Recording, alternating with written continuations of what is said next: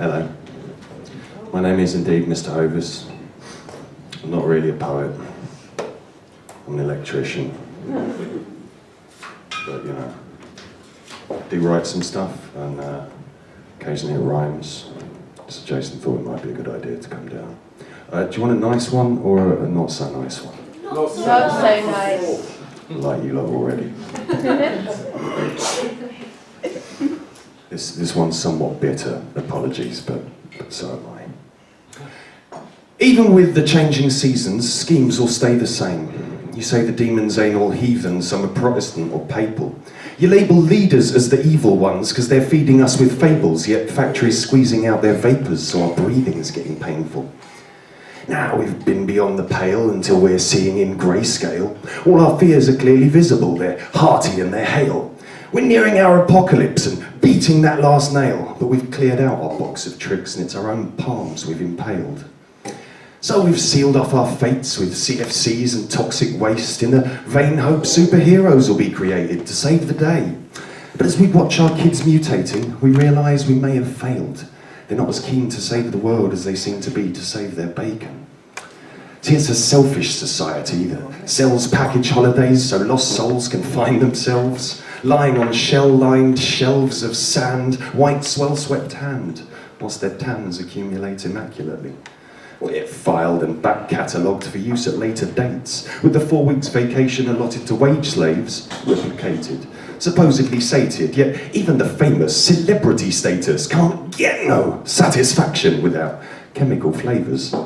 See, it's still bread and circuses. They'll let us eat cake or feed us powder they've created with a baking soda and fat flour base. It's that sweet and sour taste of too many work hours wasted for that numbness in your face. And just to make the irony blatant, we're inhaling through our payslips. It's insane, but who's to blame us? It's just the way the world has made us. A party generation partly raised on space invaders, who were trained from early ages to be button-pushing apes and to stare on up at stars with awe in eyes and jaws agape. So when that final scene has played, and with that title sequence fading, we're left shaking with withdrawal for a lifestyle that's all fake. Steady raking in the paper, ignoring human nature. Instead of meeting up with mates, we're saving up for weekend breaks. It's like we need our holidays to validate us working late, because without them, we're just slaving, saving up for mortgage payments. It's another great escapism, except this time, we put our chains on.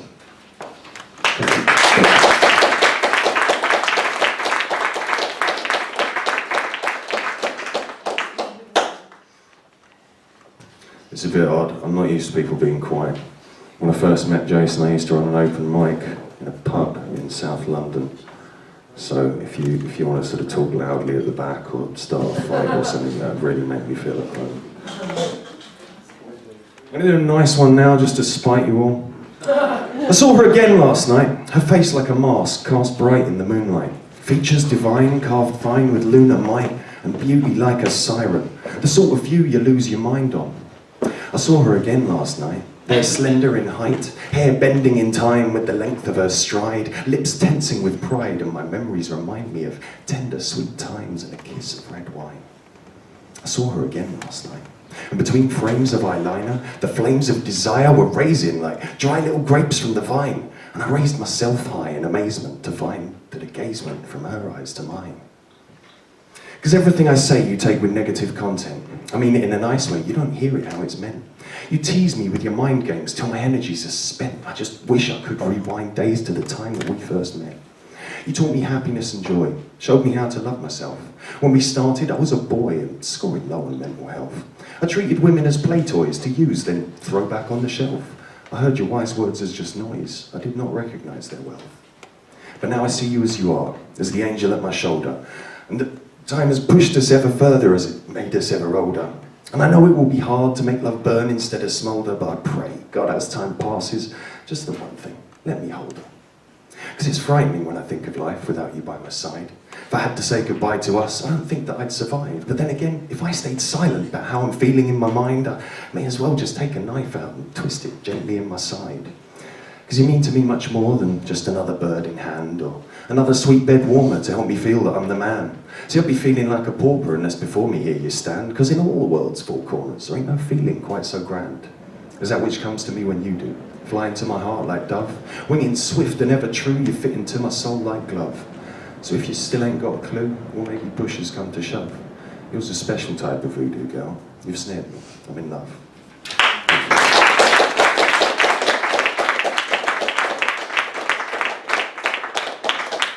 Right. Well, that's it for fucking nice ones.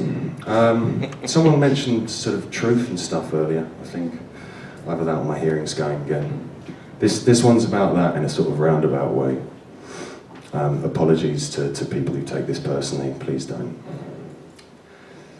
See, all I do is lie. I twist truths like kids' balloons to wave in the mind's eye.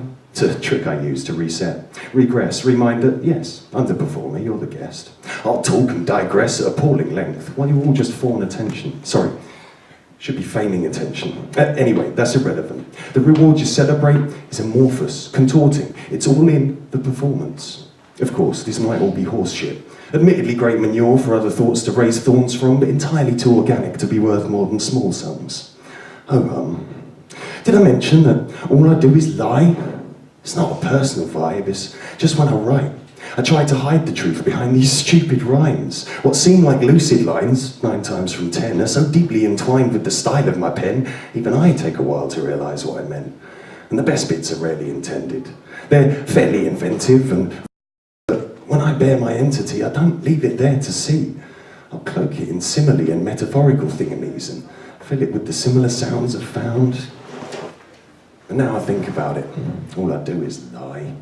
Because honesty exists in the moment, in those quick judgments frozen in stone the very second you intone them. Because when you slow down, when you compose in rounded tones, your prose is thrown from a wholesome and open account into doubt. If you rehearse what you spout, then the words from your mouth are subvertive, furtively flirting with truth, serving it beautifully, herding the few to their unheard futures. But when I think about it, all I do is lie. What is it? Time for one more? One more. Oh well, apologies folks, apparently I've got time for one more. I do something that normally is frowned upon for some reason at poetry nights, but someone's already gotten up and done it, so I'm going to do a cover. Yeah, it's a poetry cover, don't be scared. I don't have a guitar. This is by a guy called John Maloney, and I believe this is possibly my favourite poem ever. It's about like flowers and plants and gardening. I met this girl recently. She was a gardener. I'd been doing a bit of gardening, and she was a nice chicory. So I took her back to my place, smoke a bit of herbaceous border, you know, get a little hyacinth. Whilst she was there, she took out my sweet William. Now, I don't have a forsythia. It got parsnipped by a juniper when I was a child. So there she was, with my bluebell, and the honey suckled, which was nice. So I went down to her lily of the valley, fiddled with her clematis, parted her lobelia, and she said, "Don't teasel, tulip." So I did.